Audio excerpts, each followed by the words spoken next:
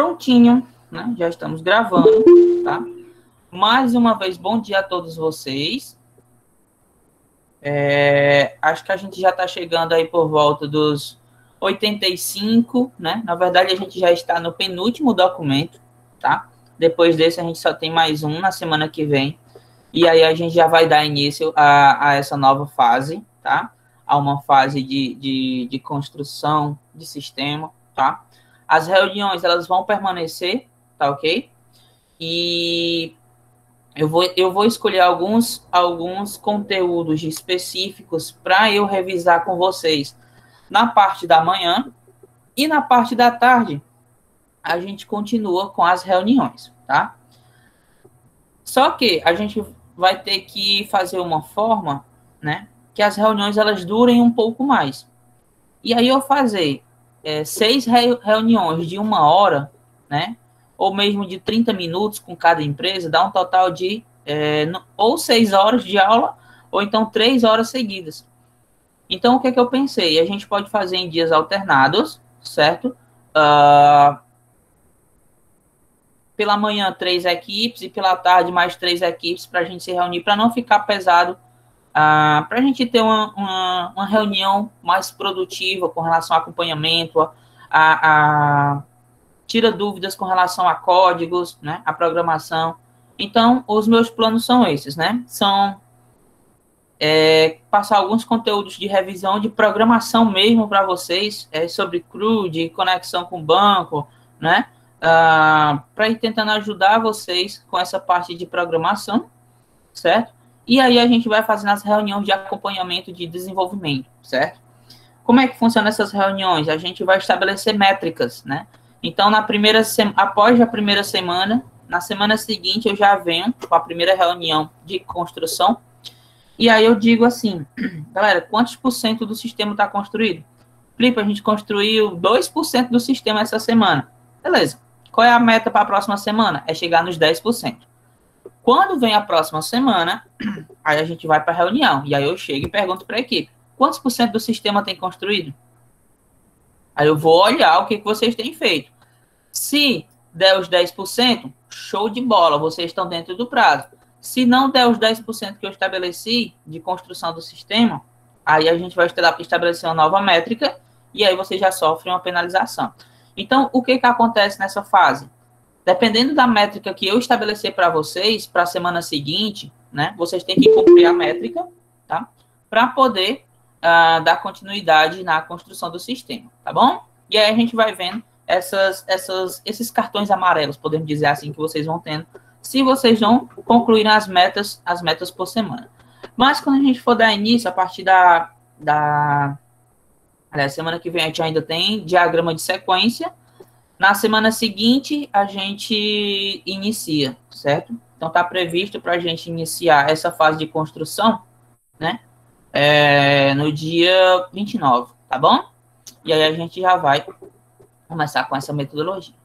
Bem, mas hoje, meus coleguinhas, meus amores, né? A gente já tem finalizado o diagrama, né? Diagrama de modelagem de banco de dados, certo?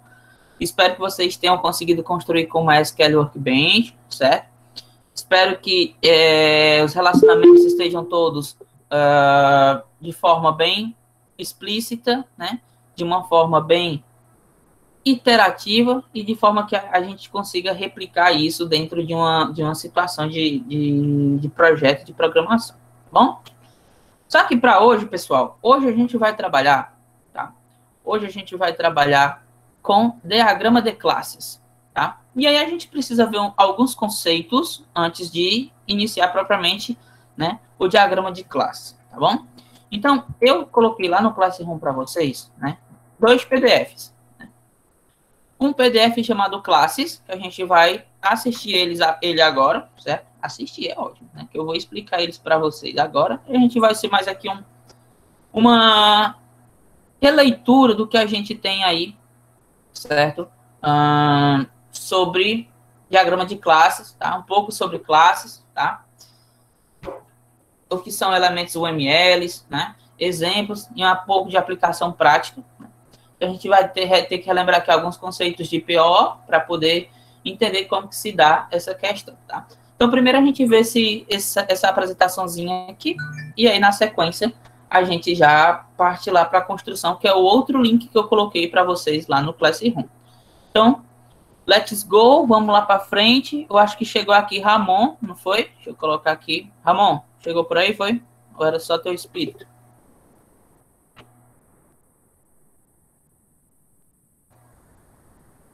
Acho que era só o espírito. E chegou a Alexandra também. Não, responde aí no chat, homem. A Isla chegou também. Tá? Agora está faltando somente Ana Vitória, Anderson e Yasmin. Show de bola, hein? Só faltou 3. Maravilha. Vamos para frente, pessoal. Deixa eu apresentar aqui para vocês. Lembrando de irem no meu canal, me seguir, curtir meus vídeos, marca o sininho lá para vocês receberem as notificações de novos vídeos.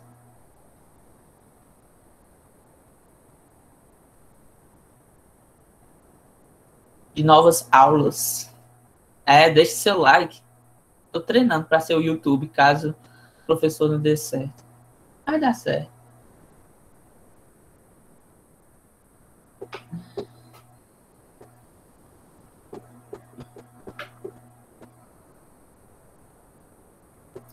Vamos lá. Todo mundo está vendo bem a telinha? Sim? Não, eu sou péssimo com o jogo. Então, vamos lá. Então, hoje a gente vai trabalhar com esse diagrama de classes, tá? E aí, para uma pequena agenda aqui, a gente vai entender o que é um diagrama de classe, certo? O que são os elementos UML desse diagrama de classe, né? Os exemplos de alguns diagramas de classe e um pouquinho de aplicação prática para a gente poder ver como é que é essa construção, tá bom? Caso a gente tenha dúvida aqui, a gente volta lá no nosso link que eu coloquei lá no Classroom para vocês, e aí a gente conclui toda essa situação, tá bom? Então, vamos lá. O que é um diagrama de classe, pessoal? Um diagrama de classe, né, ou um diagrama UML, né, que demonstra uma estrutura estática das classes de um sistema, né, onde estas representam as coisas, né, que são gerenciadas pela aplicação modelada. Então, o diagrama de classes ele é o diagrama mais próximo da implementação. É aqui onde a gente realmente vai perceber todos os gets, todos os sets, certo? Com relação a essas classes, tá? Então, primeiro a gente tem que entender o que é uma classe, tá? Então, uma classe, pessoal, é a descrição de um conjunto de objetos que detêm os mesmos atributos, operações, relacionamentos e semântica, tá? Então, a classe, gente, ela é o que representa, certo? Determinadas situações.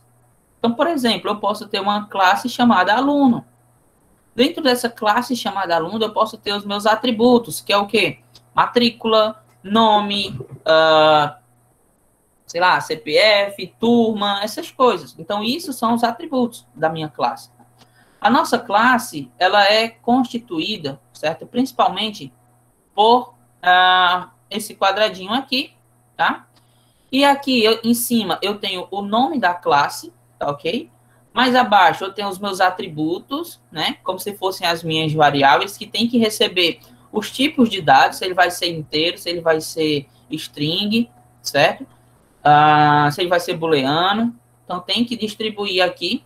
E aqui mais abaixo, pessoal, observem que eu tenho operation 0, certo? Entre parênteses, 2.int.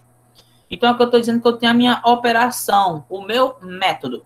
Então, relembrando lá um pouquinho de programação orientada a objetos, a gente tem que lembrar esses conceitos de classe, de método, de objeto, tem que entender o que são os atributos da minha classe, né? Então, tudo isso para poder operar esse diagrama de classe, tá ok?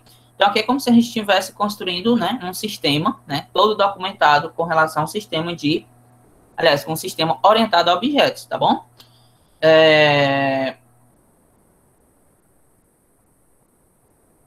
Deixa eu só pegar aqui o link lá do Classroom para vocês.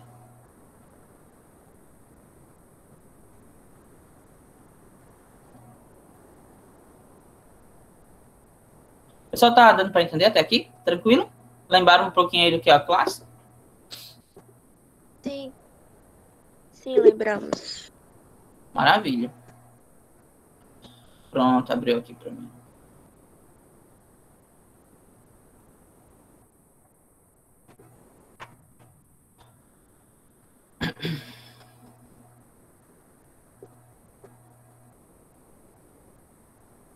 Ó, lembra que lá em banco de dados a gente trabalhou com generalização, né? Que a gente pode partir do pressuposto de generalização, né? Ela pode ser implementada como uma herança nas linguagens de programação orientadas a objetos. Então, aqui, né, eu posso ter o parente 1, o parente 2, com seus atributos e suas operações, né? Observem aqui. E mais abaixo eu tenho, né, uma generalização que está criando aqui, né, esse tiro com um novo atributo e com uma nova operação. Então, aqui eu tenho 3 classes, né? Só que uma está aplicada a uma generalização. Da mesma forma, né, para garantir que uma classe, né, assim de contrato e implementação, você pode fazer da seguinte forma. A gente tem toda essa configuraçãozinha aqui, certo? Quando eu tenho a classe 1 e a classe 2, e ela pode seguir por meio de uma generalização, né, representada por essa setinha aqui, tá? Olha aqui o nome da classe 2, atributos e operações da classe 2, tá? A associação, né, é uma conexão entre classes, né, uma conexão direta, certo? Em UML, a associação é definida como um relacionamento que descreve uma série de ligações. Então, basicamente, essas questões de generalização, de associação, vocês já fizeram lá quando vocês construíram o MER, né? Então, basicamente, vocês vão replicar essas situações aqui nos diagramas de classe, tá bom? Ó, observem que aqui eu tenho a classe 1 e a classe 2, né? A classe 1, ela possui vários elementos da classe 2, né? E ela é representada da seguinte forma, tá? Uma setinha para a classe 2. Eu também tenho a dependência, né? Que é quando uma classe ela depende exclusivamente da outra, certo? É um relacionamento que determina que uma mudança não especificada da especificação de uma classe pode afetar outra classe, né? Mas não necessariamente o contrário, tá bom? Ó, a gente também tem a agregação, tá? Mostra como as classes são compostas de outras classes, né? É uma associação parte de, contém, consiste, né? Então, a classe 1 consiste na classe 2, né? E observem aqui a representação dele, né? É um losangozinho aqui na ponta com o sentido inverso aqui do conteúdo, né? Composição, né? É uma forma de agregação onde há parte forte pertença do todo, né, com relação à parte, né? E as partes não podem existir sem o todo, certo? A gente vai ver isso aqui já de forma mais resumida, né? Ó, tem esse exemplo aqui, eu vou fazer o seguinte, eu vou deixar esse exemplo aqui em stand-by, certo? E eu vou trazer aqui para vocês o outro link que eu queria mostrar para vocês, que ele vem de uma forma um pouquinho mais resumida, tá? Eu gosto mais dele.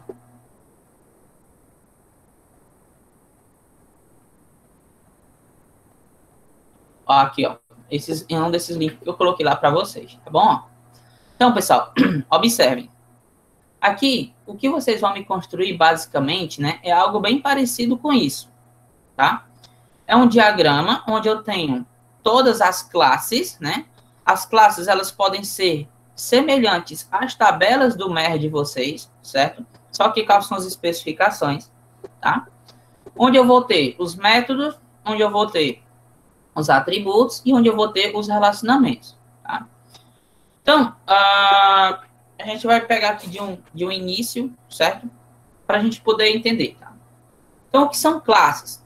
Né? Na lista de várias definições do Google, né, é um grupo ou coleção de coisas que se distingue de outras pela natureza, né?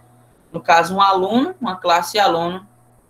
Já a gente chega nas especializações, tá, Irineu? Vou refazer todas novamente. Tá? Considerando a realidade onde o conceito das classes surgiu, né, que é esse grupo ou coleção de coisas, né? Podemos entender que uma classe, né, é uma abstração de um objeto da vida real, né? Então, vida real será tratada via software, né? Agrupa dados, que são os nossos atributos, e procedimentos, que são as nossas operações, os nossos métodos, também chamados assim, tá? E aí a gente chega nesse conceito aqui de classes versus objeto. Então, uma classe, no diagrama de classes, né, é apenas um conceito. Então, aqui a gente vai trabalhar de uma forma conceitual, certo? Só que técnica. Um conceito em forma de desenho, né, no caso diagrama, né, ou texto de forma em código. Tá? Então, a gente pode representar o nosso sistema, né, em forma de diagrama, como também a gente já pode partir para o código-fonte e representar aquilo que a gente está querendo. Então, quando a classe ela é materializada através de um software, ou seja, quando ela está rodando, né, torna-se um objeto. Ou seja, para que uma classe funcione, ela tem que constituir-se de um objeto. Vocês lembram disso? Sim ou não? Que a partir de uma classe, a gente cria um objeto, certo? Então, o diagrama de classes, ele ilustra graficamente, né, como será a estrutura desse software, né? E como cada um dos componentes das suas estruturas estarão interligados, tá bom? Então, lembrando que na UML, certo? Também temos diagramas de objetos. Ou seja, a gente poderia fazer tanto o diagrama de classes como o diagrama de objetos, né? Lembra que eu falei no início dos nossos documentos que é um conjunto imenso de documentos.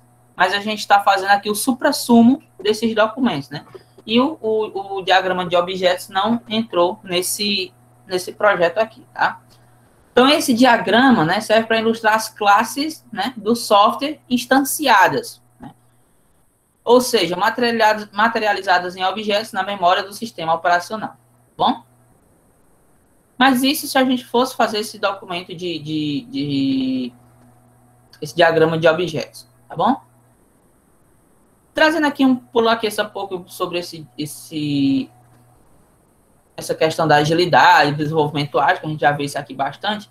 A gente vem logo aqui para os objetivos e a utilização do diagrama de classe. Então, o diagrama de classe, como citado, tem como objetivo principal a especificação dos componentes do software e como esses se interligam. Isso eu já falei para vocês, né?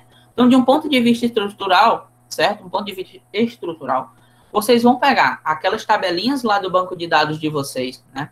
Vão analisar quem que pode virar classe, né? Quem que são as entidades mais fortes. Lembra que a gente tem entidades fortes, entidades fracas, né?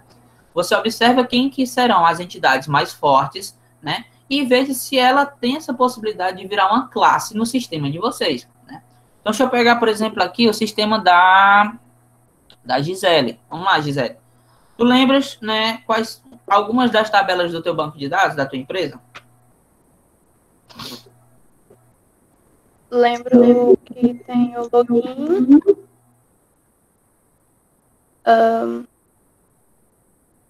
tem registro de funcionários, cadastro de funcionários, registro de pedidos. As outras eu não lembro. Uhum. Pronto. Tu acha que se eu pegar a tabela pedidos, no caso aí, né? Tabela pedidos, ela pode virar uma classe? Ela é uma instância forte o suficiente para virar uma classe?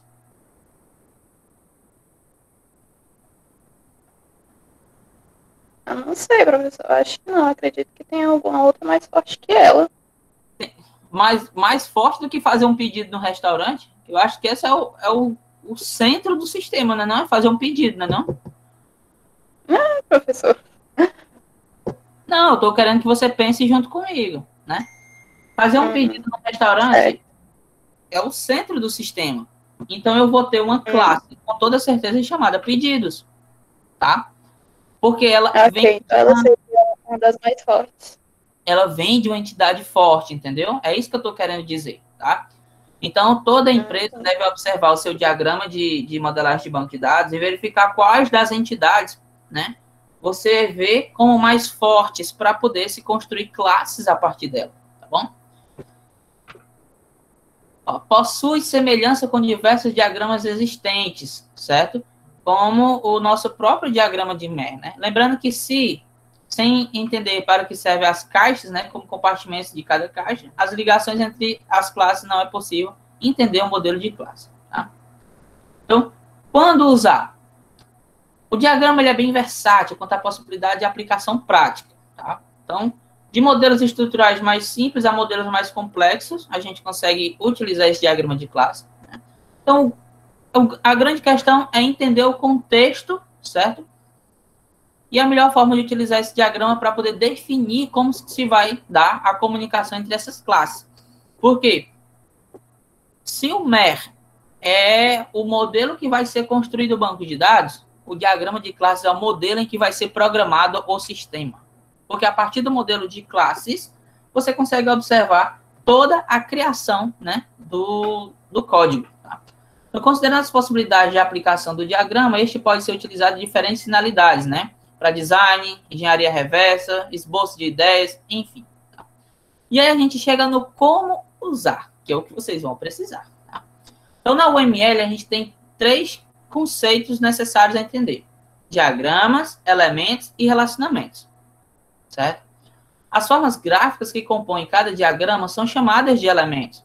Esses elementos são o grande lance da UML, Unified Model Language, né? Linguagem de modelagem unificada. Tá? É o que sustenta a ideia de notação, né? É a sintaxe contida nos diagramas. Então, cada elemento possui um objetivo específico. E a combinação destes elementos torna-se o diagrama, né, que gera semântica, né, do respectivo modelo. Ou seja, que gera sentido. E realmente faz sentido aquela conexão. Não adianta você fazer uma classe de um jeito, outra classezinha mais aqui embaixo, e ligar ela com uma setinha. Por que você fez isso? Qual é a semântica por trás disso? Qual é a lógica por trás disso? Né? Então, não é simplesmente fazer, é fazer com sentido lógico. Com sentido realmente de que esse diagrama de classe, né, você vai utilizar para poder programar o teu sistema. Tá? Então, como tudo na vida, certo? A UML também aplica o princípio de Pareto. Né?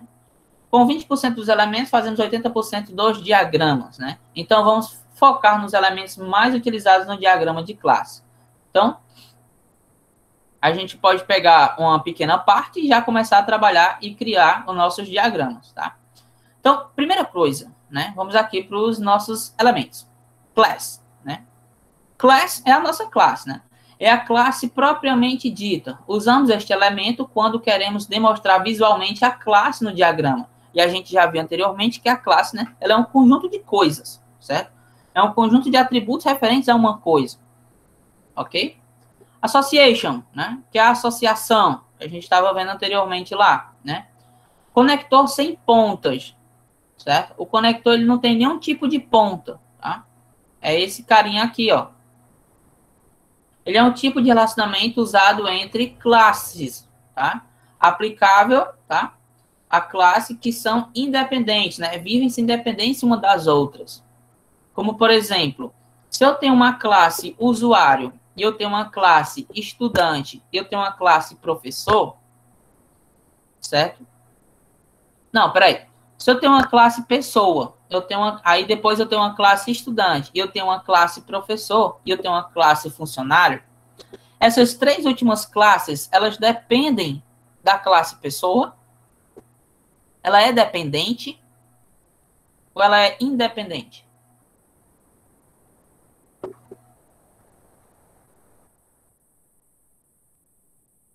Então, pessoal, me ajuda aí.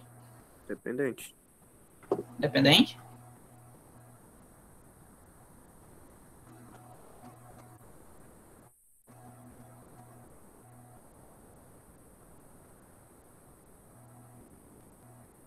Vou usar aqui meu pincel. Ó. Então, ó, voltando aqui, ó. Na associação, certo? Deixa eu ver se eu sei desenhar no Python ainda. Na associação, a gente tem um conector sem pontos, né? Então, eu crio aqui minha classe, certo? Coloco aqui o nome dela. No meio, eu coloco os meus atributos e embaixo os meus métodos. E aqui eu conecto com outra classe, tá ok? Então, isso aqui é uma associação, beleza? A associação, né, ela é um tipo de relacionamento usado entre classes quando uma é independente da outra. Então, por exemplo, quando eu tenho uma classe chamada pessoa, certo? E essa classe pessoa, ela tem ali mais abaixo, tem a classe chamada aluno, professor, funcionário, alguma coisa do tipo, certo? Essas 3 classes de baixo, elas dependem da classe pessoa, então elas não são independentes, né? Por exemplo, por elas se tratarem de uma especialização. Agora, se eu tenho aqui a classe, se eu tenho a classe aqui chamada carro, eu tenho a classe carro, certo? E eu tenho a classe pagamento, né? Olá, venda, tá? Vou pagar aqui, borracha. Gente, eu não lembro mais como é que usa o... Onde é a borracha desse trem aqui?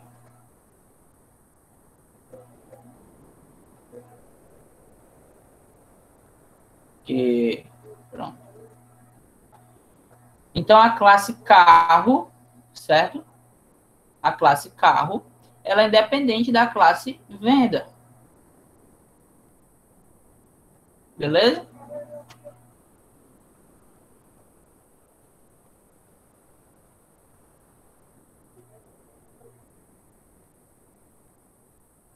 Mas, rapaz, eu não sei mais qual pincel eu uso.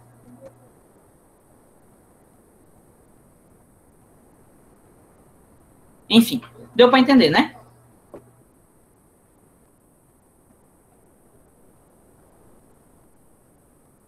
Pronto. Vou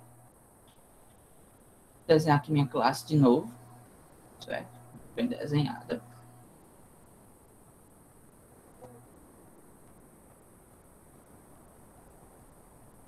Vou desenhar outro mais aqui abaixo.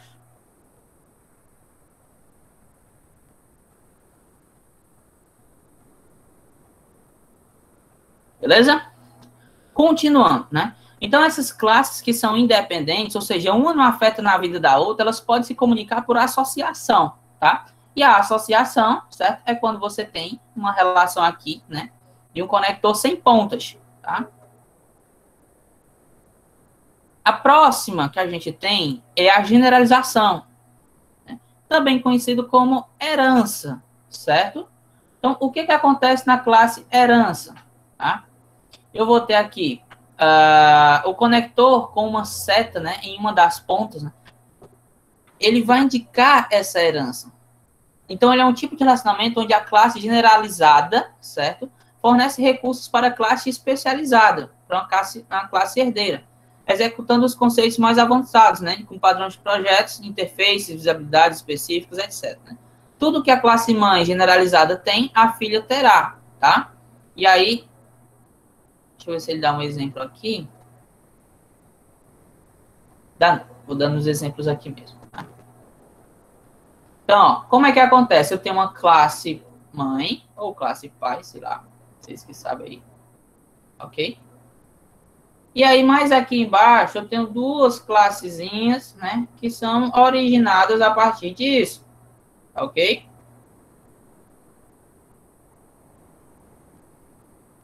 Então, eu vou dizer o seguinte. Como é que funciona a herança? Certo? Eu tenho, tá? Uma ponta, relacionamento acontece, esse tipo de relacionamento onde a classe generalizada, onde a ponta da seta do conector fica, certo? Então, eu tenho aqui, ó, a minha pontinha assim e a minha setinha assim.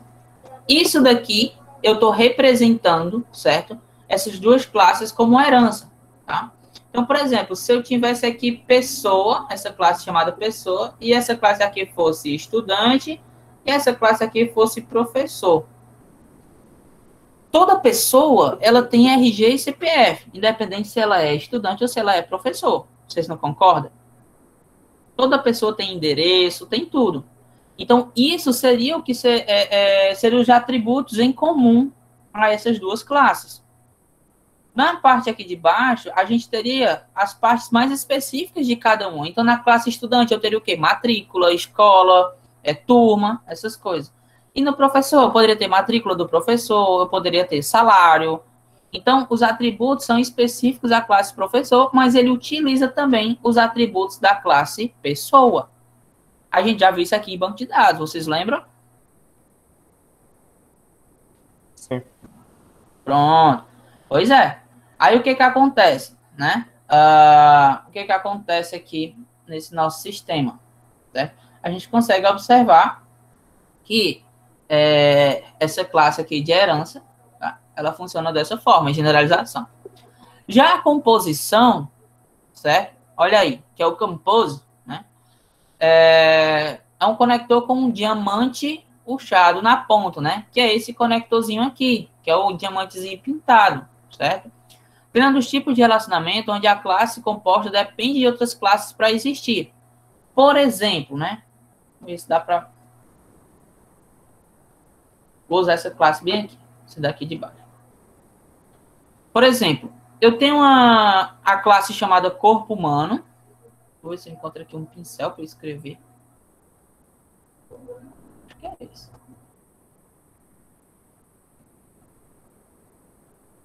Corpo humano, tá? Aqui é a minha classe, corpo humano. Beleza? Essa minha classe, corpo humano, né?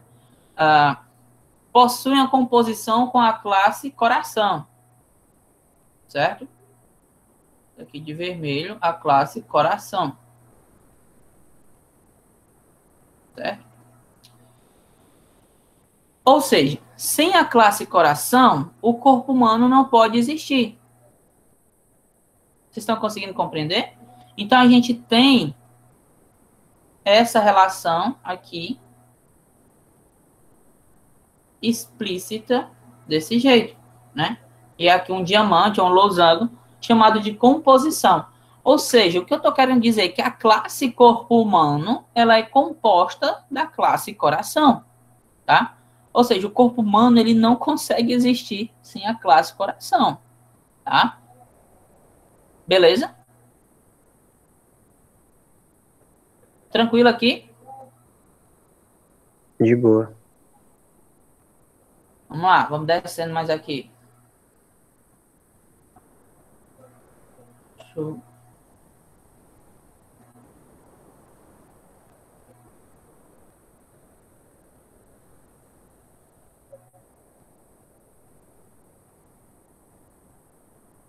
Queria aumentar aqui, ó.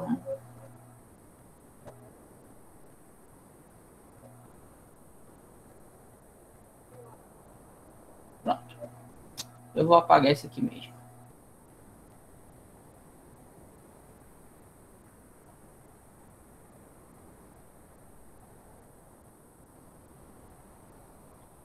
Ok. Tá? Vamos para frente. A próxima que a gente tem é a agregação, certo, pessoal? Que é um conector de diamante vazado, ou seja, um losango sem pintura, né? A gente tem o relacionamento reto, a gente tem o relacionamento com setinha. Rapaz, que setinha, hein, filho?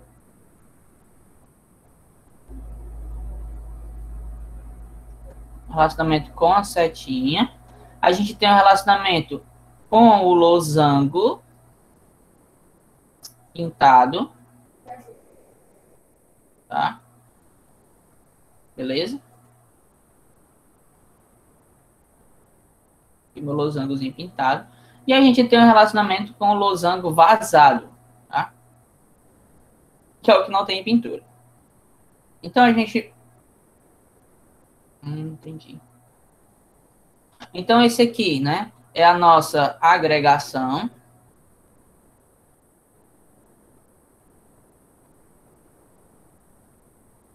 Agregação. Tá? Que é o que acontece quando, né? Vou colocar aqui mais embaixo, certo?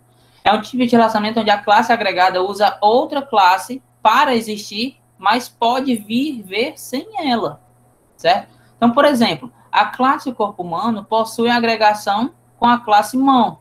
Sem a mão, a classe do corpo humano, ela também pode existir. Eu posso perder minha mão, posso perder uma perna, e ainda continua existindo. Então, é dessa forma que funciona, certo? Então, eu tenho aqui a minha classe, certo?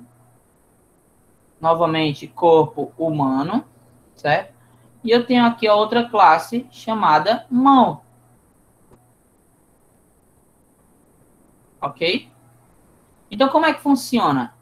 O corpo humano, ele precisa, né, da mão para existir, certo? Em certo ponto. Mas ele também não necessariamente precisa dela para existir. Tá? Entendido? Então, eu posso perder aqui a classe mão, que o corpo humano continua funcionando. Diferente lá do coração, né? Que é a composição, certo? É esse nosso aqui do losango preenchido, né? Composição.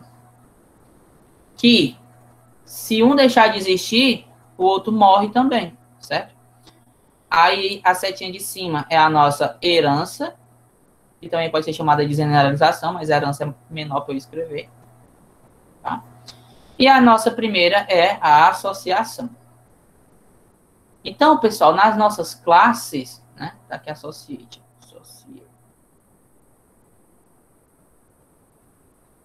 Pronto. Então, nas nossas classes, certo? No nosso diagrama de classe, a gente vai ter esses 4 relacionamentos aqui, certo? Tudo isso partindo de classes. Beleza até aqui, pessoal? Ficou entendido?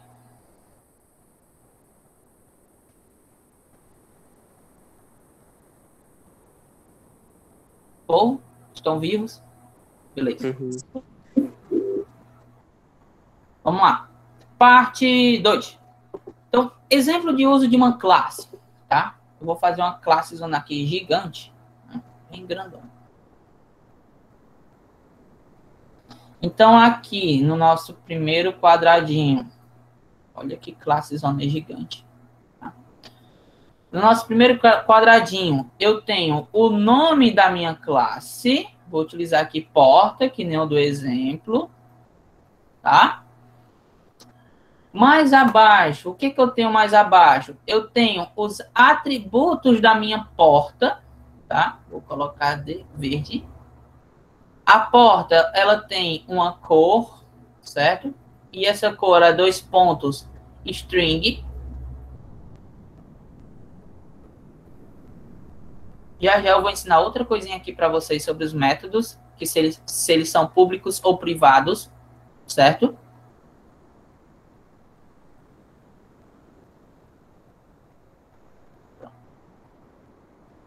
Ó, então, eu vou ter a largura, a altura, certo? Tá aqui largo. Essa largura e altura é um número, só que é um número quebrado, então eu posso chamar ele de float, né? Que é o nosso bom e velho lá, inteiro real booleano string char. Lembra? Só que aqui o real, ele vira float, tá bom? Ou double, tá? Eu vou colocar aqui só o peso para a gente chamar de double.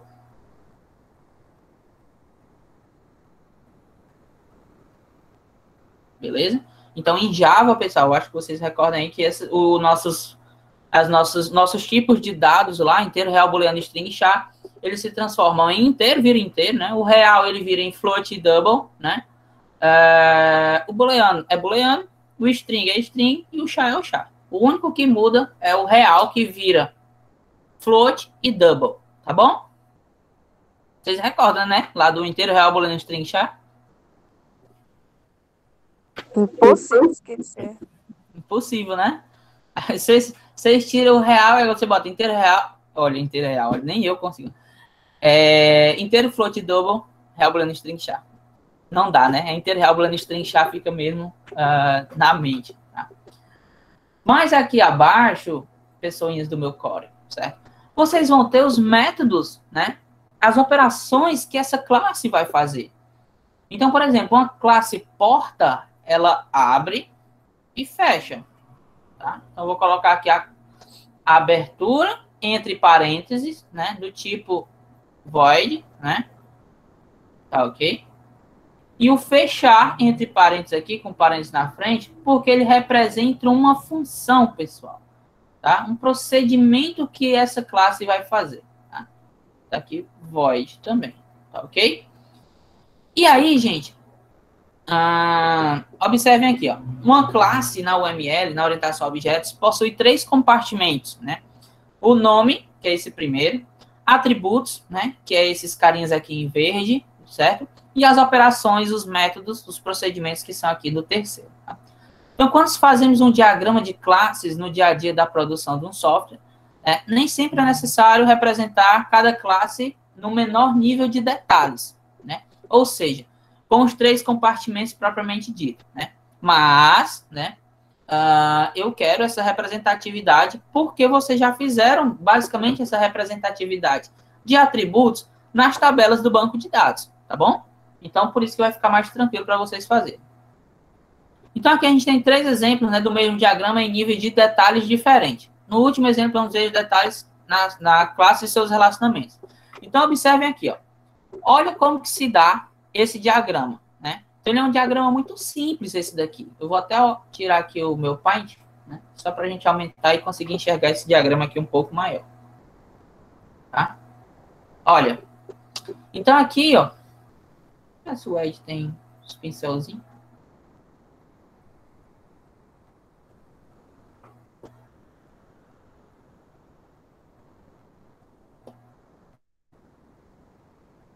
Não gostei.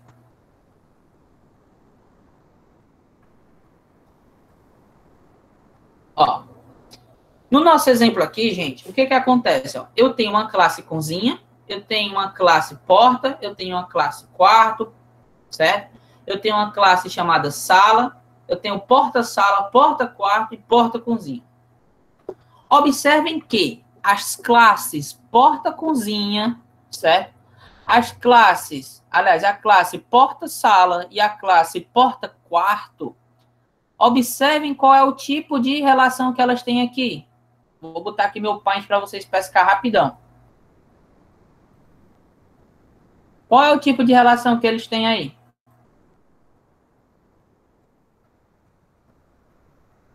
Composição. Oi?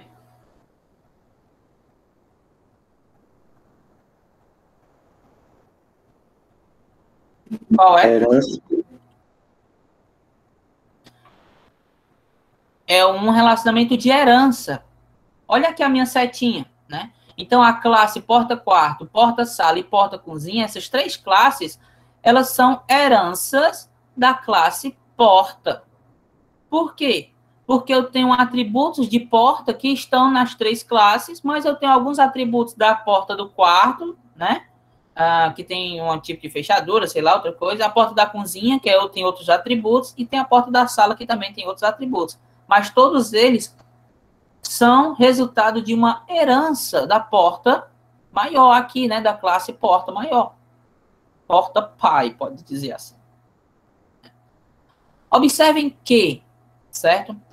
A porta maior aqui, certo? Ela tem um relacionamento de associação com a classe sala, né? Ou seja, são 2 classes que se comunicam, certo? Olha aí. Vamos só relembrar aqui o conceito de associação, ó. É um tipo de relacionamento usado entre classes, aplicáveis a classes que são independentes, certo? Mas que em algum momento do ciclo de vida do software podem ter alguma relação conceitual. Então, com toda certeza, a porta tem relação com a classe sala, né? Porque em toda sala tem uma porta, né? Passei, né? Então, por isso que eu tenho essa relação aqui de associação, ó. Observem esse relacionamento aqui de porta com sala, tá bom? Observem também que quarto, né, ele trabalha com uma composição, certo? Aqui, ó, se relacionando com a porta quarto, tá ok? Então, a composição, certo? O que é a composição? Vocês lembram que é a composição que eu acabei de falar? Eu subi, não. É que só existe, né, a classe porta-quarto se existir um quarto, pessoal. Então, ele precisa que isso aqui exista, tá? Só existe uma porta da sala se eu tiver uma sala também, tá ok? Entretanto, na minha cozinha, não necessariamente eu preciso de uma porta, né? Pode ter a porta, como pode não ter. A cozinha vai existir. Então, aqui é uma agregação. Enquanto quarto e porta-quarto é uma composição, porta-cozinha com a cozinha é uma agregação, certo? Porque eu posso, sim, ter cozinha sem porta, tá? Entendido aí, pessoal?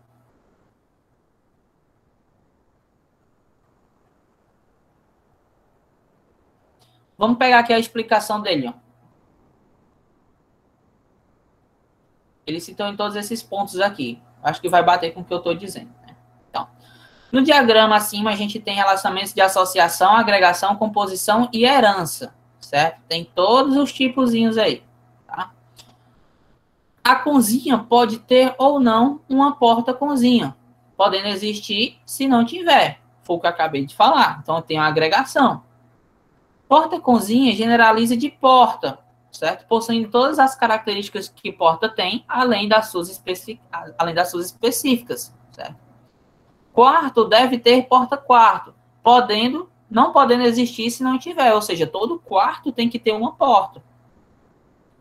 Porta-quarto generaliza da porta, certo? Da classe porta aqui de cima, tá? Que tem todas as características de porta e as suas específicas também, tá? Sala deve ter porta-sala, não podendo existir se não tiver. Então, aqui é mais uma composição. Porta-sala generaliza de porta também, como eu falei lá no início, certo? Sala pode ter porta ou não, né? Uma porta que não seja uma porta-sala, mas se tiver, né, ou não, isso fará diferença, pois porta pode existir sem sala e sala pode existir sem porta. A gente tem aqui uma association, certo? Aqui no porta-sala. Associação não, tá errado aqui. Ah, sim, essa associação aqui de porta com sala. Perdão, pessoal.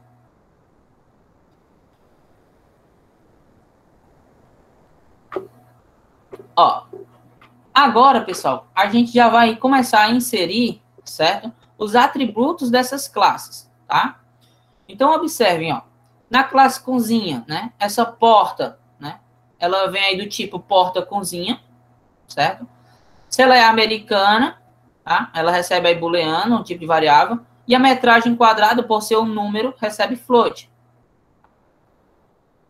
Essa porta, tá? Qualquer tipo de porta, ela tem que ter cor, largura, altura e peso, né? E a gente define aqui suas variáveis, se são string, float ou double.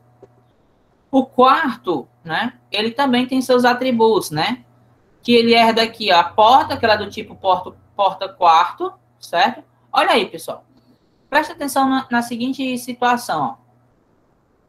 Lembra que porta-quarto, porta-sala e porta-cozinha são a herança de porta? Não são? Quando ele se herda isso aqui, o que isso quer dizer? Que eu posso criar portas do tipo porta-cozinha, do tipo porta-sala, do tipo porta-quarto. Então, eu posso criar, né, métodos a partir de um tipo de classe. Isso que é interessante na orientação a objetos, certo? Então, aqui na cozinha, eu vou ter uma porta do tipo porta-cozinha, certo? No quarto, eu vou ter uma porta do tipo porta-quarto. E na sala, eu vou ter uma porta do tipo porta-sala, né? E também a metragem quadrada, né? E uma porta auxiliar, qualquer outra coisa, tá bom? Então, aqui eu já tenho os meus atributos das minhas classes, tá? Vamos descer mais ainda.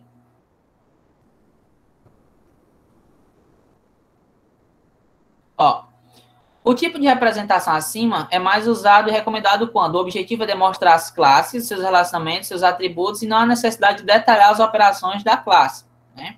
O profissional precisa entender, ou entender se necessário, né, dar mais contexto às classes, detalhando seus atributos para que se compreenda melhor o escopo de cada classe do documento e com isso compõe o entendimento sobre as relações entre classes.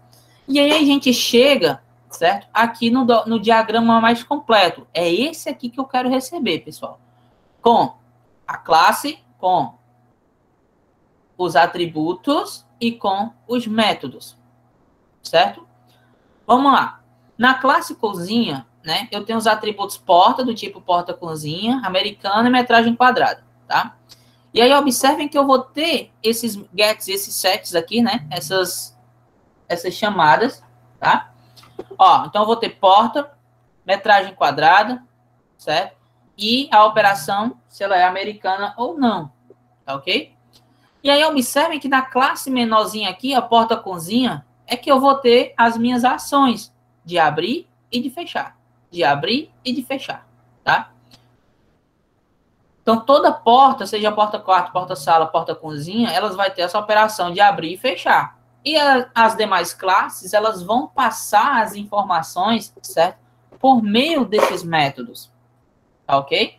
Então, a porta principal, né, o tipo de porta maior, né, que é a classe pai aqui de portas, ela também tem que ter abrir e fechar e todas os seus atributos aqui estabelecidos. Então, basicamente, ó, Esse tipo de representação acima, ele é utilizado quando o objetivo é demonstrar as classes, seus relacionamentos e cada classe com seu escopo completo, né? Atributos e métodos, certo? Quando a empresa realiza o projeto formal de software, que é o que a gente está fazendo, utilizando ferramentas, né? Modelagem de classe, serão utilizados por outra empresa, né? Para entendimento sobre o software a ser construído. Então, o que isso quer dizer? Que a gente tem que construir o diagrama de classes de forma que qualquer outra empresa pode vir, pegar e construir, tá bom? É muito cobrado em empresas que prestam serviço para órgãos públicos através de licitação, certo? O profissional precisa dar 100% de contexto às classes, tá ok? Resumindo, pessoal, o que a gente vai ter que fazer? O primeiro passo que vocês vão fazer, pegar o diagrama de banco de dados de vocês, o MER, certo? Analisar as entidades fortes, como que se dá esse relacionamento. Criem as classes, imaginem as classes, certo? Vejam se as classes elas podem gerar classes menores, e essas classes menores elas podem herdar alguma coisa. Isso aqui vai depender se você utilizou generalização ou especialização lá no teu diagrama do banco de dados, tá ok, pessoal? Depois que vocês definirem quais classes o sistema de vocês vai ter, né? Os nomes, na verdade, vocês começam a fazer os atributos dela, tá ok? Esses atributos, pessoal, são os de vermelhinho aqui em cima, é o que vai rolar. E mais abaixo, depois, vocês constroem os métodos, que é as operações que vão ocorrer dentro daquela classe. Juntamente com os gets e os sets, né? Que é a pegada de informações lá do sistema de vocês, tá? Então, todo get e set vai ser também descrito aqui como forma de função, tá? E aí vocês colocam aqui na classe, tá ok? Só Então, a gente vai ter que realmente repetir. Oi, pode falar, Gabriel. A gente vai ter que repetir os atributos nos métodos também, né? Ou são só as funções mesmo? Cara, para deixar mais completo, certo? Para deixar mais complexo, aliás, mais completo, mais complexo não, mais completo, é interessante que você faça isso, tá? Uhum. Vai ter que colocar esse mesmo jeito aí, né? Ou esse nomezinho aí que tá entre... Isso. Ah, outra coisa. A gente vai fazer isso aquele programa lá, né? O diagramas.net. Pode fazer no draw.io também. Uhum. Certo. Tá ok? Ó, pessoal, a gente ainda tem uma outra situação aqui, certo? Que é a questão da visibilidade desses métodos, certo? Tanto dos métodos, como também dos atributos, certo? Nessa questão da visibilidade, observem que aqui eu tenho um mais e tenho um menos. Vocês estão conseguindo ver? Aqui na imagem? E no verdinho eu tenho um mais e aqui em cima eu tenho um menos. Sim. Vocês estão conseguindo ver, né? Então, o que esse mais e esse menos quer dizer? Galerinha, vou descer mais aqui agora para pegar. Pronto, tá aqui. O que esse mais e menos quer dizer? É a questão da visibilidade dos atributos da minha classe e dos métodos também. Tá? Quando eu tenho mais, quer dizer que aquele meu atributo, aquele meu método, ele é público. Ou seja, indica que a propriedade do método ele pode ser acessado por qualquer outra classe. Ou seja, eu posso pegar aqui a minha classe porta com a minha classe sala, certo? E tanto a sala como a porta, ela consegue acessar todos os métodos de cada uma. Porque ele está público com o maisinho. Então, ele pode ir lá, e me empresta aí o método fechar. Traz aí para mim. Aí ele pega e vai lá, certo? O método e traz para a classe sala. Quando eu tenho o menos, certo? O menuzinho aqui na frente, o que significa? Que ele é privado, ou private, né? Public or private, certo? O menos é privado e o mais é público. Quando eu tenho que ele é privado, indica que a propriedade, certo? Ou método, pode ser acessado somente por essa classe. Então, o que isso significa, pessoal? Que se eu colocar todos os meus atributos privados, nenhuma outra classe pode vir e modificar os meus atributos. Entretanto, qualquer classe pode vir e utilizar os métodos que eu coloco aqui, certo? Em público, né? Abertos. Felipe, eu posso colocar métodos privados? Pode, vai depender do teu sistema. Você que vai ter que enxergar isso, tá? E ainda tem um terceiro tipo, certo? Eu vou usar aqui mais uma vez o meu point, certo? Vou colocar aqui o meu mais, certo? Vou colocar o menos, né? O menos é privado. Nossa, eu escrevo muito bem, cara, nesse point. O mais, ele é público. E eu ainda tenho outro cara que chega aqui de voadora, que é o meu hashtag. Não, isso aqui não é hashtag, é o jogo da velha, né? E quer dizer o quê? Que ele é protegido.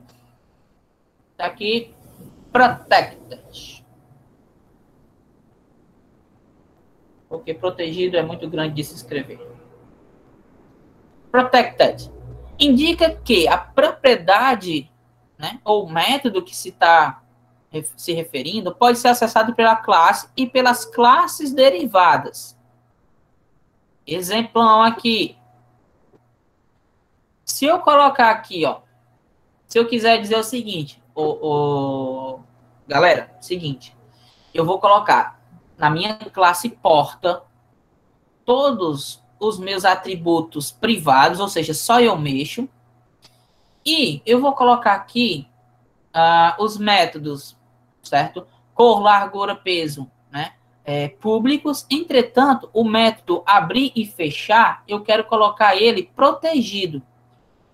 Por que que eu não coloco ele privado? Porque se eu colocar ele privado, a porta-cozinha não pode utilizar ele. Mas, se eu colocar ele público, até a sala utiliza ele. Eu não quero que a sala utilize o abrir e fechar. Então, o que que eu faço? Eu digo o seguinte, ó. A sala não vai usar o método abrir e fechar a porta. Mas eu quero que as minhas classes filhas, porta-cozinha, porta-quarto e porta-sala, utilizem. Então, eu coloco ele com um hashtagzinho aqui de protegido. Tá? Então, onde que eu posso vir a utilizar o protegido? Quando eu tiver uma herança, como é o caso aqui da porta. Ficou entendido, povo? Alguma dúvida com relação a isso? Por isso que eu coloquei que era interessante a gente rever alguns conceitos. Opa, Ctrl não, é Ctrl Z. Alguns conceitos de programação orientada a objetos para poder a gente entender esse diagrama. Então, o diagrama de classe de UML, sem dúvida, é uma ferramenta espetacular para auxiliar profissionais de produção de software no entendimento acerca do que se deve ser feito. Certo? Saber utilizá-lo de maneira correta, né? E com bom senso, né? Auxilia demais qualquer equipe. Tá bom? Alguma dúvida, pessoal, para fechar a gravação?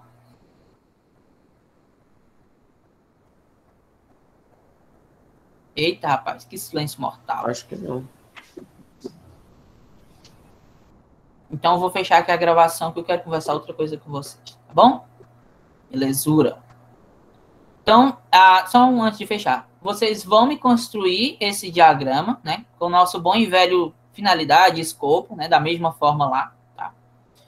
Podem construir ele no draw.io, certo? Na verdade, eu indico que vocês construam ele por lá, tá bom? Façam uma reunião de equipe, né? Eu acredito que esse documento ele vai precisar de 2 reuniões de equipe de vocês, tá bom? Para poderem construir, tá? Na segunda-feira, como de praxe, a gente tem reuniões com os gerentes, se vocês tiverem mais alguma dúvida, tá? E aí, daqui a pouco, eu já posto essa aula no YouTube para vocês, né? Ver direitinho, ou então revisar. Esse linkzinho que eu coloquei para vocês, ele é muito bem explicadinho, certo? Aquele PDF lá que eu comecei não é tão explicado, ele é uma linguagem um pouquinho mais pesada, certo? Mas esse aqui ele é bem explicadinho e dá pra gente pegar direitinho, tá? Então era isso, pessoal, sobre diagrama de classe. Fechamos aqui a nossa gravação de hoje.